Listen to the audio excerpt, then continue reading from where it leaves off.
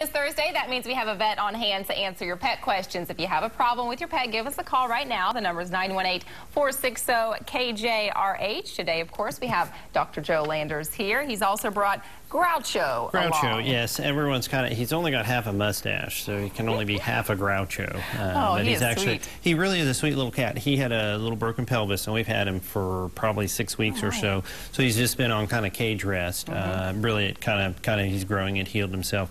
Very nice little cat. You don't see a lot of kittens this time of year because really the cats don't start going into heat and having babies for a couple more months. So he's sort of an anomaly a little bit. He was, because he was born at the last of last year. But he is a nice little cat. He's got some hair, so there's people are going to have to kind of brush him. We've been brushing him, and he's kind of learning to like the brush, and that's going well, although he thinks it's kind of a game, but that's okay. But he's over at Heritage Veterinary Hospital, which is 627-8575 or animalaid.org on the net. He needs a good home. He does. He's a good guy. We've got lots of callers with some pet questions. Let's get to them. First, we have Sharon in Owasso. Hey, Sharon, what's your question?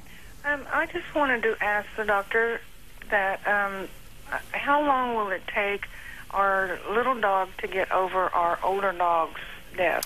Sometimes dogs truly grieve, and usually it'll take at least a couple of months, sometimes 3 or 4. I've seen them kind of wander around. Very quickly, what I tell people is try to change up their routine. Take them on some walks, take them on car rides, take them to parks, places and things you haven't done, some different foods or toys or treats, and try to get their mind off it a little bit. Because even though some people say it's just a dog, but no, they know, and they have familiarity and companionship, and they sure do grieve. Try something new. Absolutely. Okay, next we have Mike in Fairfax. Good morning, Mike. What's your question? Yes, my dog seems to scratch quite often. Is it possible she could have fleas? Oh my gosh, yeah. We've actually seen a lot of fleas lately. We had our winter a couple days ago. Now it's spring again. We kind of skipped winter there apparently. But yeah, actually so. Usually what I do is I'll tell people turn them over and kind of look right in this area here, because a lot of times the fleas will run to the bottom, and you can kind of see them on the bottom there a little bit. And also kind of talk to your veterinarian. Especially if you see kind of some black dirt stuff. But yeah, fleas are still out there. Still there. So, yeah, absolutely. No, we haven't had that hard freeze to kill off everything yet. No. We're and winter's gone. So yeah, exactly. Let's hope so. I don't know what to say. All right, next we have JR in Tulsa. Hey, JR, what's your question?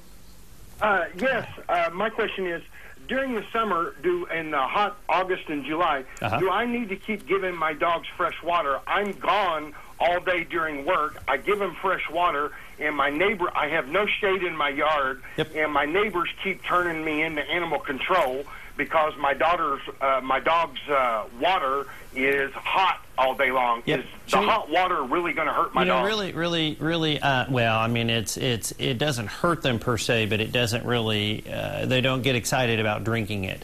What I would tell you is there's a lot of ways to make some shade and some lean-tos. A lot of times I'll tell people on your back porch, there's pop-up tents and other things to make them some shade, because the sun really gets hot. I mean, it gets 20, 30 degrees hotter sometimes. And the other deal is, a lot of times I'll tell people, just put an oscillating fan out there.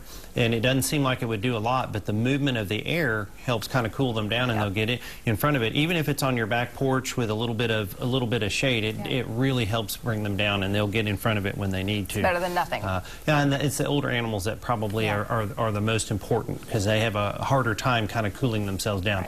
They are not water cooled. They don't sweat like us. They are totally air cooled like a VW. So. All right. Well, thank you, Dr. Joe. We appreciate it. Thank you. All right. Well, if you're interested in adopting Groucho here, she's the sweetest, or he, I should say, is the sweetest cat. You can call Animal Aid 918-744-8280 or log on to animalaid.org. Of course, Dr. Landers is here every Thursday to